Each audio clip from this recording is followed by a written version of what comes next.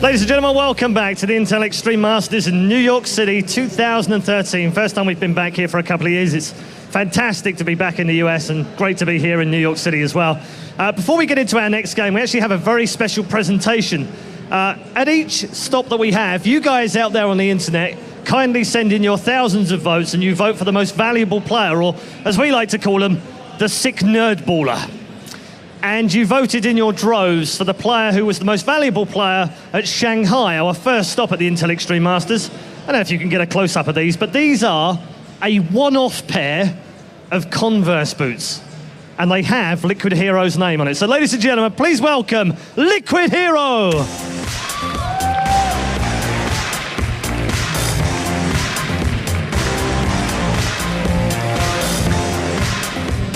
Liquid HerO, please accept these as the sick nerd baller for Shanghai Intel Extreme Masters. Liquid HerO, congratulations. What do you have to say? I love New York. Ladies and gentlemen, Liquid HerO. He's a man of very few words, but when they are good, they are very good. Okay, let's get back to the program now. We're very, very deep into Group B right now. Group A is already done and dusted, but Group B is well underway. We now have the grand final. Let's just show you the bracket and how it's worked out right now. We have NaNiwa beating Hakan, of course, and sadly for the US crowd, we had HerO beating QXC. So sorry about that. We've lost one of the Americans in the top part of the bracket. So we now have our final. Ladies and gentlemen, the winner of this will go through to the quarterfinal, our second player having gone through. So please make some noise for our players in this final. It is NaNiwa and HerO.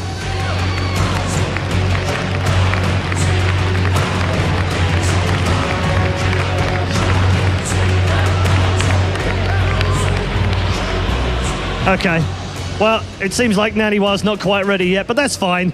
We'll give him a few extra seconds and there we go. NaNiwa's through. HerO, come and join us on the front. Come and join us. There we go. There's a little mistake there. Did you see that? Swines. Right, okay. We have our finalists. I'm super excited to find out how these two are going to play against each other as well. They're known well to us. It's time to find out in our grand final for Group B. Here's your commentary team. Take it away, guys. Well, thank you, Red Eye, and hello everybody in New York and everybody in Europe. I know you are still watching, and welcome to the winners match of Group B. And what a game this is going to be. Yeah, a PvP between two of the best Protoss players in the world, two of the best mirror player in the world, in my opinion. These two, they faced each other, they practiced together, they lived in the same team house in Korea. This is such an interesting match, and no matter what they do here, whoever wins, I want to copy his strategies. All right, we'll get the pen and paper ready because this is where it all begins with the map votes. So let's have a look. Who and how are we going to see maps eliminated? This is a best of 3, still 7 maps, 2 map vetoes each. It looks like HerO may be the first to map veto here. How much does the veto system really come into a PvP right now, you think? It really comes down to personal preference in mirror, and sometimes you are going to have a map as a Protoss player that you don't like against Zerg and Terran, for example. So you veto it not just in ladder, but in tournaments as well, because now the ladder maps are used in the tournaments as well. It's the exact same map pool. So say, for example, Polar Knight is the most vetoed map for a Protoss player against both Zerg and Terran. So I'm not surprised that it was the first veto here. Since you veto it against both races, you're not going to be practicing it on ladder, so you might not have any experience in it in mirror match as well. Derelict Watcher, the second veto there from HerO. Frost is the first veto from NaNiwa, and then Whirlwind. So we've got the 3 maps, Akalon, Belshir, and Youngsu. HerO gets to pick first. Where do you think he's going to go? Belshir Vestige, maybe? Well, we'll find out now. These 2 players, I think they are very good on Akilon. Look at that. Bam! Bam! Akilon second. From NaNiwa, now we're going over to Akalon, and then he can hear me. Maybe he just wants to piss me off and pick something else. We'll see now. He's taking a second to make that choice. So Belshir is the first map of this best of 3, picked by Liquid HerO. A decent map to start this off.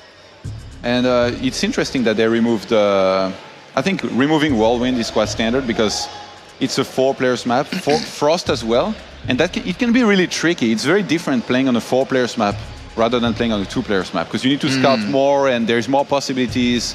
It's going to be a little bit more luck-based regarding scouting and opening, which can decide a lot in PvP. So they both removed the 4-players map. Look at that, Aklon, and then finally Yunsu. I know my stuff.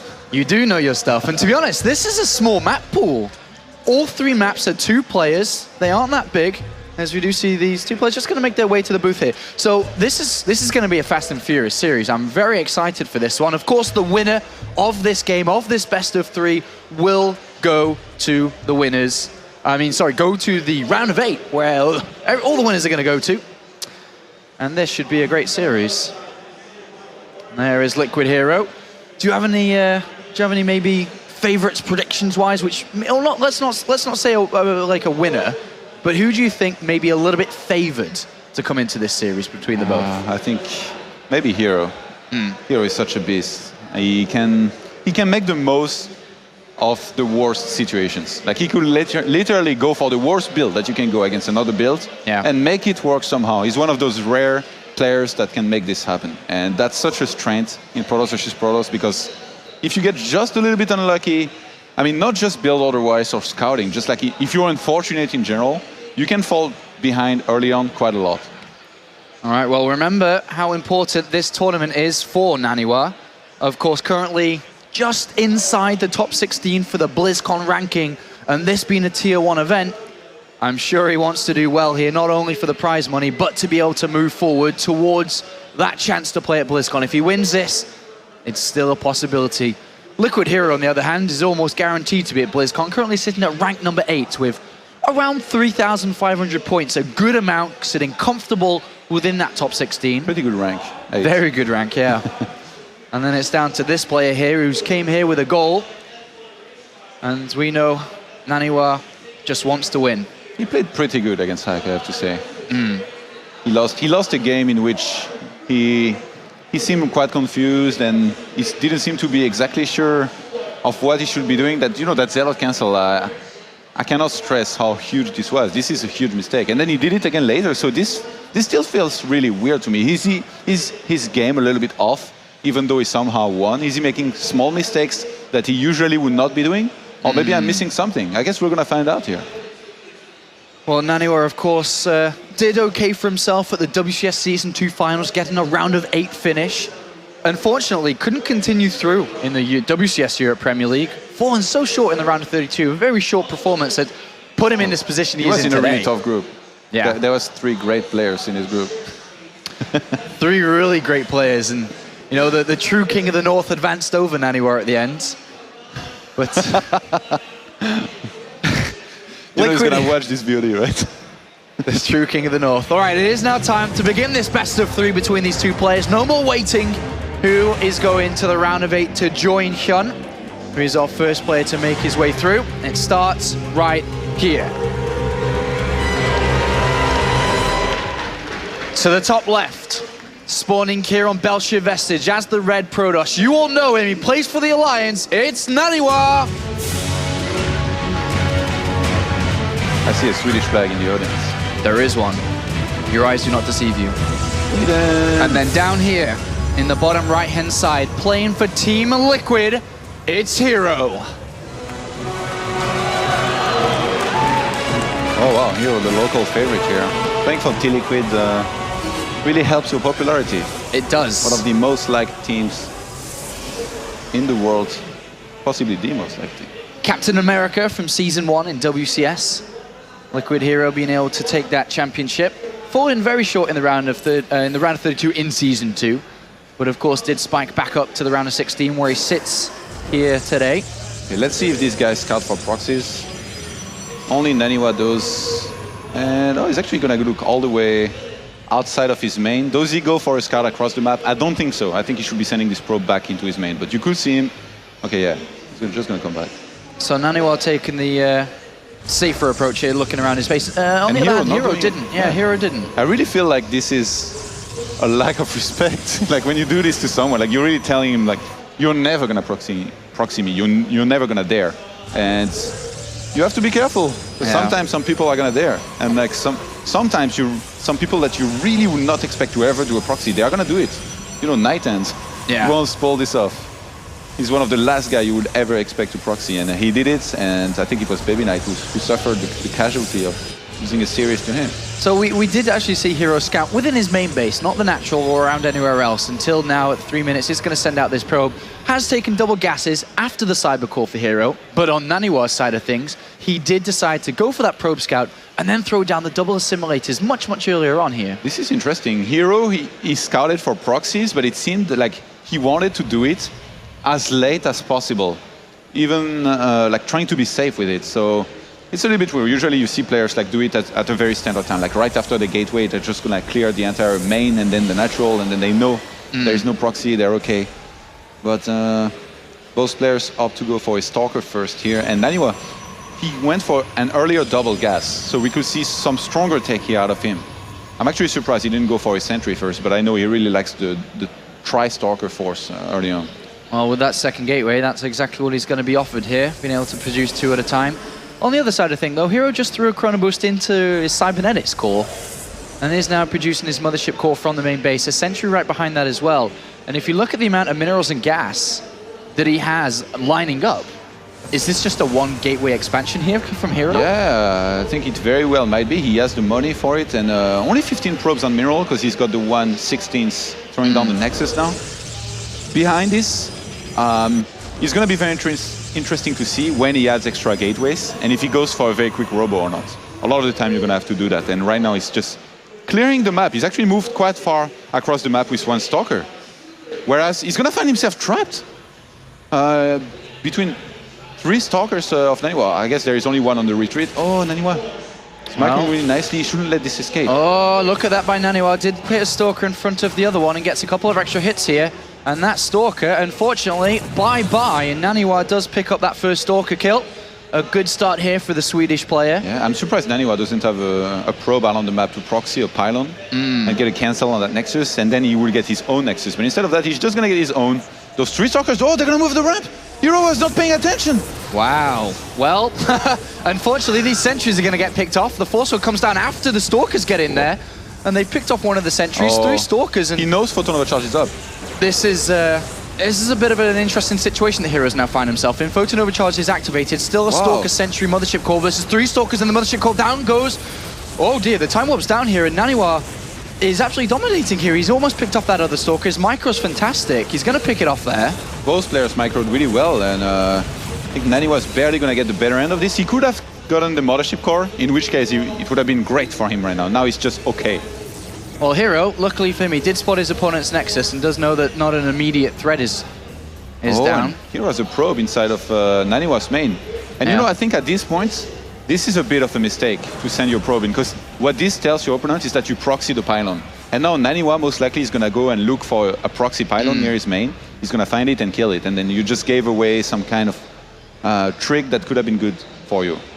All right, well, so let's have a look at this game. The supply is very similar to both of them. We see NaNiwa on the other side of the map is throwing down a pylon.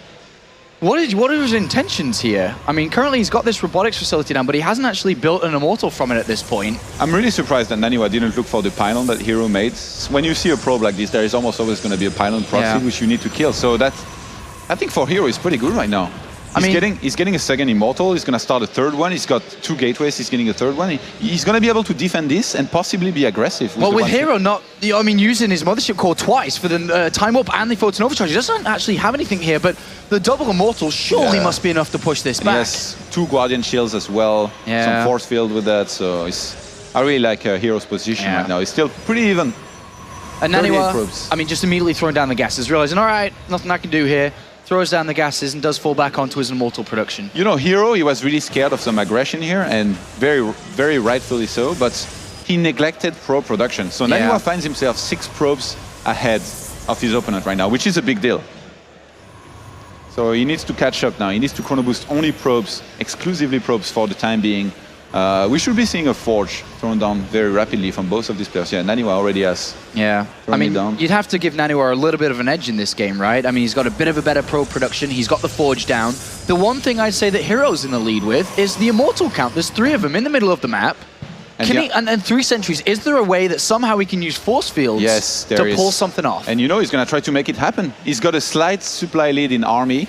Not too much, but he's got a proxy pylon on the top right-hand side, which he can use to reinforce as well. I think warping in some Zealots now, going for some attack with some nice force fields. Well, NaNiwa doesn't know where his opponent is. He's got no idea at this point. He hasn't seen anything. I think he he sees nothing on the natural now, so surely he must know. But here comes HerO, and 3 force fields landed. Oh, he's going to go for the Nexus. And he's going to get it. There's 3 Immortals just turning away. They're going to pick it off. The Mothership core survives. NaNiwa's trying to get it. NaNiwa actually brings down the Mothership core. Can HerO get out, though?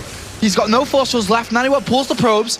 HerO's on the retreat here, but there's no fast units. Yeah, the probes.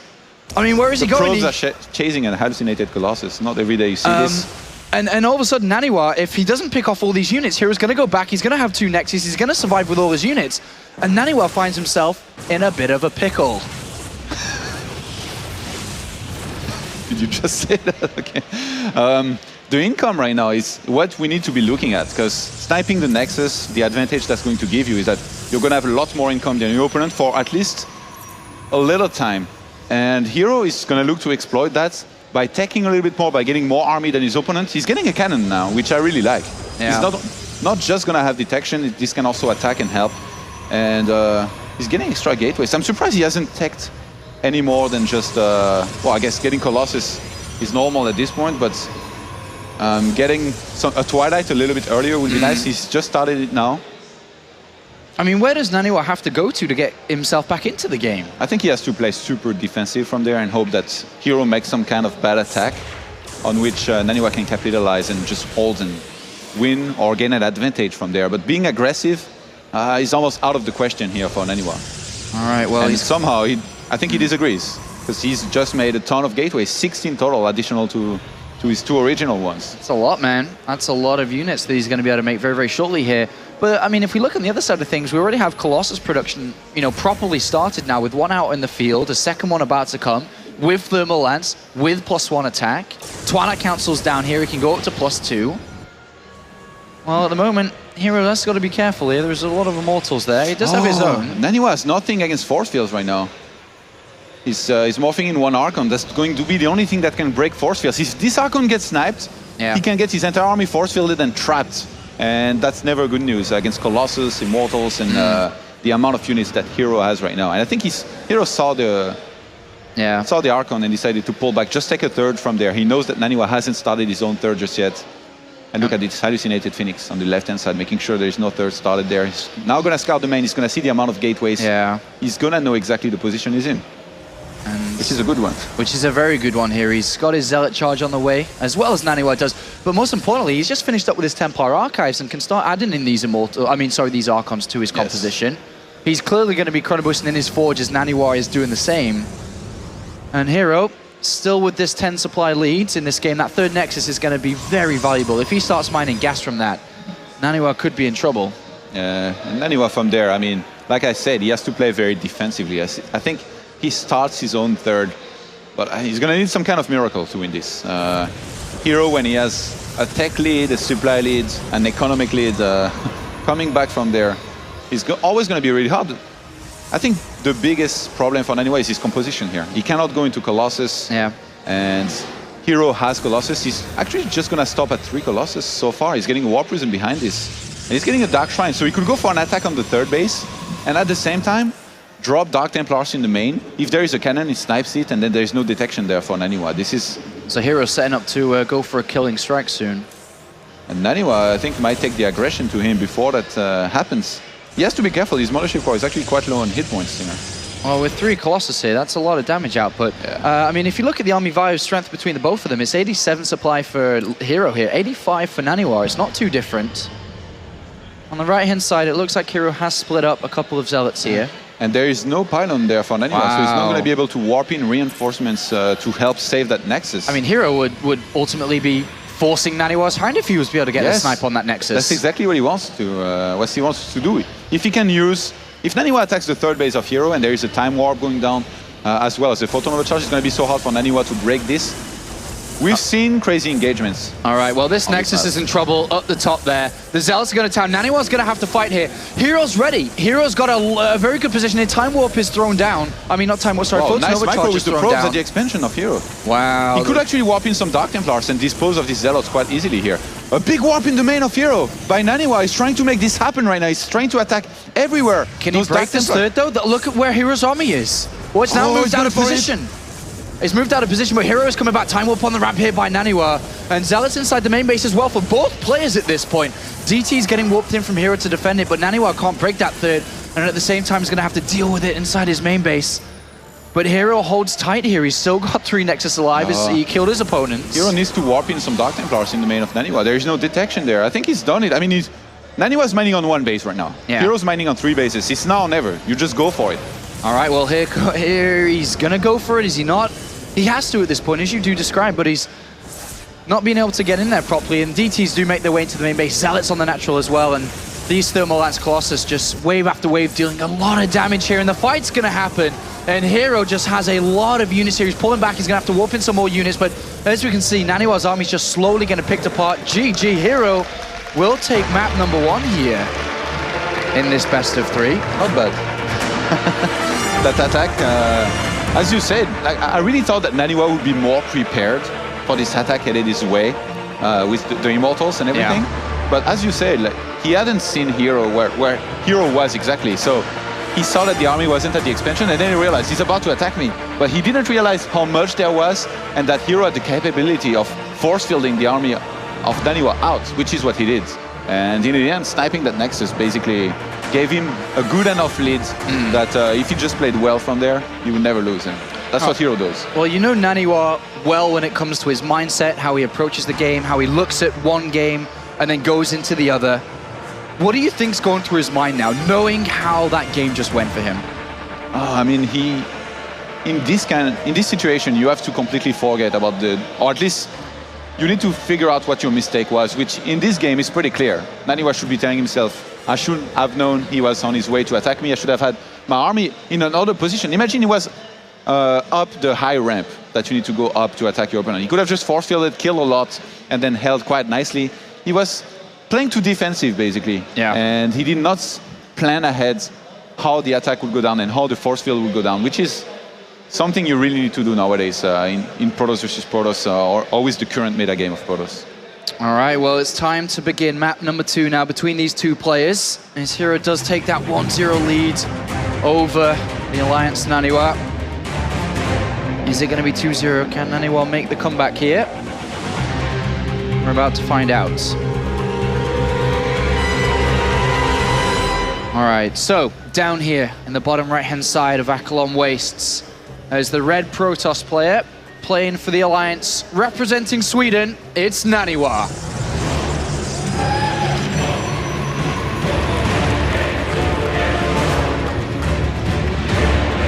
And he goes up against a very strong opponent here. Playing for Team Liquid is the blue Protoss. It's HerO. I thought you were going to say he used to be the king in the north. I didn't say that, and I wasn't planning to. You thought it. No. All right, so Akelon Waste here. Is there any kind of dominant strategy that happens often, or is it really kind of player dependent on obviously who they're playing against, their personal style? Okay, NaNiwa, he was one of the first few players to really like to go for Dark Templars as well as detection, with just 2 gateways.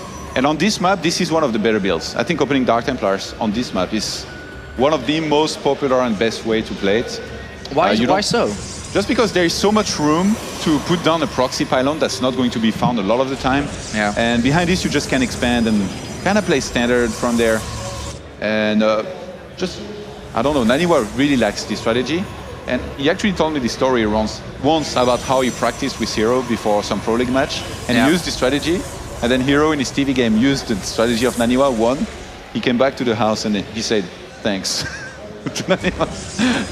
So you beat me with it before, but I was the one that took the fame with it and it would be picked up funny the win. If they both went for it this time, and we could see which one of them uses it the best. Well, both of them are very close with their builds here. both looking to get the double assimilators earlier on. Only one gate so far. Yeah. Second gate for NaNiwa. All right, so, and second HerO here as for HerO as well, so almost identical. And I'm sure after we get a couple of units out here, we'll see exactly where they're going to go towards. A good opener here is the build of Oz as well. Well, by the way, look at that probe of HerO where it's rallied. Something wrong with it. It's made a lot of stars, man. It's what is it on? What did it drink? I don't know. But yeah, I was saying the Oz build here is very good on this map where you get the sentry first, but neither of these players seem to want to go for it. They just open with a quick stalker. Wow. I really like to go for a sentry first on this map because you can get a very quick scout. At about 6 minutes, you get your hallucination up and you just scout exactly what your opponent is doing, but neither of them wants to go for that. Well, we do have a pause for the time being here. Mothership Core is about to start for both players. As looks like HerO needs to wear those headset. All right, so we'll be jumping back into this straight away here. And interesting to note, by the way, I think HerO is the only player that went for a scout here. NaNiwa, yes. he scouts so little early on in the game. He really does not want to lose those few minerals that you lose if you go for a quick scout, which to him might be a lot of money. It's a lot of money. A little can be a lot, depending on who you are. And, I mean, he does scout around his natural, though, just very early on to make sure that he is not getting proxy attacked. But as we can see now, the game is resumed, and HerO will now leave. I mean, HerO's gone and got some information. With the information he's gathered, I mean, where would he want to go? I mean, he's seen exactly the same. He knows that his opponent's most likely going to attack behind this after seeing the Stalker come out, but where does he go now? You can go into anything from there. Yeah. Stargates, Twilight, usually Twilight I think can be a good choice, but oh wow. HerO saw the opener of NaNiwa and he decides to throw down a third gateway, so I think he's going to pressure with 3 gateways. He's placed his probe in the middle of the map to start proxying some pylon. Yep. That's a really good position, by the way. All right, and well, this could do a lot. I mean, let's find out if this gets scouted here. NaNiwa has 3 Stalkers. He's going to see the probe, and there's not going to be a closer pylon than the one in the center here. And this is the same deal as before. NaNiwa saw the probe coming from there. He knows there's a pylon in this area. He's going to find it in the middle, maybe? No. He does not check. Whoa, I'm so surprised. He's going to find himself behind the enemy lines. And the 3 Stalkers of HerO here, they are grouped. That Stalker's in trouble, and it's going to die here. Oh, but NaNiwa, he was smart about this. He's sending his Stalkers. Oh, wait. I thought he was going to counterattack and try and snipe probes and then recall. It looked like he was going to recall here for some time. Then now he decides to just go to HerO's base. I think he's hoping HerO is going to recall here, but I don't think HerO is going to recall. All right, well, HerO is the one with 3 gateways here. This is a big deal. No force field. All right, well, no force God. field there. NaNiwa allows HerO to enter the main base. So 3 Stalkers. There's a couple more behind it. On the other side of the map, it looks like the Stalkers are trying to do something here with the Mothership Core. The robotics facility is on its way, but a lot of workers are being killed. But look at this. The pylons are going to go down. The gateways are going to start to turn off here. Well, the robotics facility, the first. Surely NaNiwa's in so much trouble at this point. HerO's losing all his probes as well. We're going to have some kind of a base trade here. NaNiwa's going to have to cancel his second Nexus. NaNiwa still has a lot of probes alive. So he recalls back, but he doesn't have the gateways turned on, and there's so many more. There's 3 more Stalkers that came in. There's only 2 right now for NaNiwa. Mothership Core, GG. HerO will take a 2-0 in a very twisted game there. I'm a little bit surprised this went down the way it did. NaNiwa didn't even cancel the second Nexus when it was pretty clear he shouldn't even have started it in the first place. Yeah. He saw he was about to be attacked and he still made the second Nexus, so maybe a little bit stubborn him. Well, HerO moves on to the round of 8 and matches Hyun. We have 2 players that are definitely in the quarterfinals here for the Intel Extreme Masters. NaNiwa will have to face off and fight tomorrow in the final match of Group B. But it is Liquid HerO that moves on, like always at these international tournaments, to another level. He's living on the edge. He went for the handshake. And NaNiwa not too happy with that result there. Not too happy at all. Those were pretty huge mistakes. I can understand the disappointment. But then again, against somebody like HerO, it's really easy to look like you're not sure what you should do or to make mistakes in general. He's going to force mistakes out of you. Even if you're the greatest player out there, it can happen to anybody. Well, that puts NaNiwa in a position where he'll have to rematch against Hack tomorrow. If you didn't know how the formats work in here, the group system is double elimination. It's very similar, if you've watched the World Championship Series, to that. But the difference is that the final game that decides the second place player is tomorrow for each of these groups. That means that we have Life versus Zest tomorrow to start things off. Oh my. And then we have NaNiwa versus Hack. But we've already got 2 players that have made it way through to the round of 8, which is Hyun and HerO. 2 players, arguably favorites for the entire thing. Yeah, there are 2 of those guys that could actually win the whole tournament. They could win the entire tournament. Well, that's it for us for Group B for now. We'll be going over to Group C very soon, and it's going to be Flash versus State. But before we get to that, the winner's interview on stage. Thank you, guys. Yes, with HerO on stage, and also stepping in for us because, unfortunately, our original translator, Sue, is not feeling very well, so she's gone back to the hotel. Very kindly, Wax Angel from Team Liquid has stepped in, so thank you for joining us. HerO, congratulations, well played. Was that a lot easier than you thought it would be? 먼저 축하드리고요. 생각보다 경기가 쉬웠나요? 걱정했던 것보다는 좀 쉬웠던 것 같고 아쉬웠던 것 같아요. It was a bit easier than I was originally worried about. 가요? Yeah. Okay. Before we talk about the game, what was the... I mean, I don't want to stir this up because it's controversial or anything, but you went in to shake his hand, presumably, and say GG, and he didn't respond? 경기 끝나고 악수를 하러 갔는데 어떤 일이 있었나요? 아무래도 자기 경기력이 안 나온 것 같아서 나니와가 좀 스스로한테 화가 난 것 같아요. I think NaNiwa was kind of mad at himself because he couldn't really play up to his skill level. Okay, that's very, very good of you to say. Talk us through map 1. What was your to the game? 1경기에서 어떤 계획을 가지고 경기 임했어요? 그냥 특별한 계획은 없었고 그냥 손 가는 대로 했어요. I didn't have any kind of special plan. I just played it on the fly. Okay. Winter's coming, HerO. I think that's a phrase that we're often hearing with you. You do very well when the winter's here. He's smiling, he knows what I'm saying.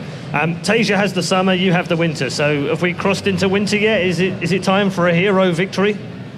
영서는 여름 때 잘하고 성현아 선수는 겨울 때 유난히 잘하는데 이제 우승할 시간이 온 건가요? 영어로 해도 되겠죠? 네. Winter is coming. Yes, indeed it is. I think we've got all we needed to know out of that. Thank you very much, Liquid HerO, and of course to Wax Angel. Now we're going to break the game down with a very unfamiliar face at the weather station. Here's Nathanius. Thank you, Red Eye. Welcome to our little analysis area. I am Nathanius. We're going to take a brief look at game number 1 between HerO and NaNiwa. Pretty interesting push. One of those things that's kind of unique to the map that we were playing on here to start things off.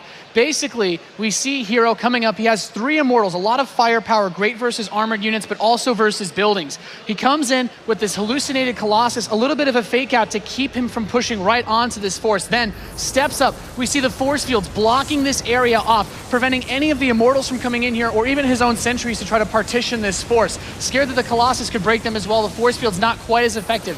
He's able to grab this Nexus and safely retreat as well with the second layer of force fields, making it back to his base and ultimately securing a huge economic advantage over NaNiwa, who had been in a reasonably close position throughout the early phase of this game. It was a really nice way for HerO to come up with pretty similar setup. He didn't really have too much more than NaNiwa, but by using the positioning of the base and kind of using the Nexus as its own force field, preventing the area for him to walk around, making NaNiwa rebuild it, losing mining time all the way throughout, and then HerO can secure an advantage of being able to mine both bases for much longer than his opponent, allowing him to continue to bolster his forces, eventually getting out the real Colossus and being able to take the rest of this game.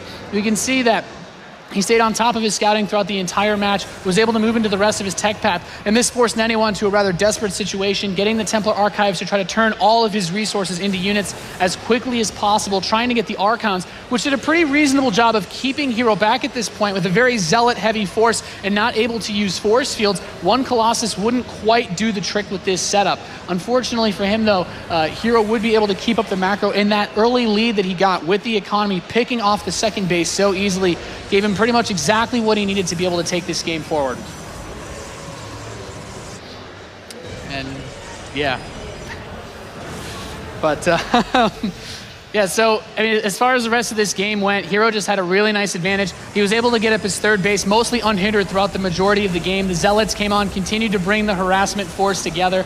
NaNiwa was able to get a few hits in here and there, but it wasn't enough to really bring this game back completely. And HerO also using his trademark Love of the Dark Templar, not only for the harassment, but for the defense, getting in the War Prism attack at the same time. And using the Dark Templar to defend, always a very nice way to keep your opponent from trying to go for any level of base trade scenario. And with the Photon Overcharge covering this Nexus and 3 Colossi that he had built up over the course of that earlier stage when he obtained the economic lead, really helped to hold this position and keep it solid for him all the way throughout the match.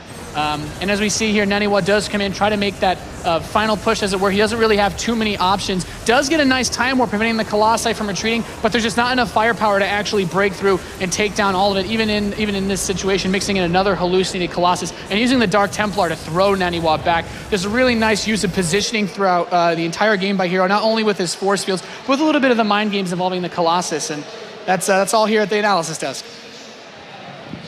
Thank you very much, Nathanius. Yes, we are going to go to a quick break in just a moment. Don't forget the usual social media stuff can be reached via twitter.com and facebook.com as well. And make sure you include the hashtag #IEM. We have a real treat for you coming up. For the first time at the Intel Extreme Masters, the god of StarCraft will be here in our next game. Flash is on the stage, and he goes head-to-head with an American, so plenty of cheers for the local boy. It's Flash versus State. It's coming next.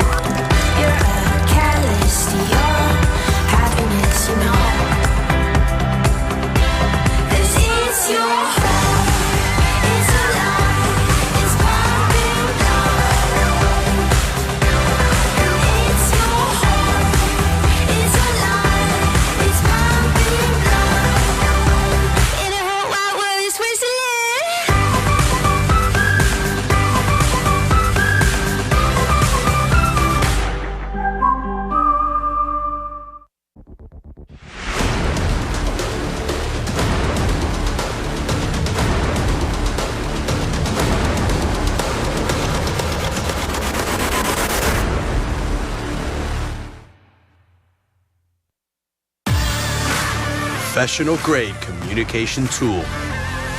The choice of professional teams. Perfect stream viewing experience. Chosen by online streamers. Easy-to-use voice messenger service. Chosen by over 12 million gamers. Communication is always vital when competing in tournaments. Winning a match requires perfect coordination. You cannot win by yourself. Raid Call. Communication for winners.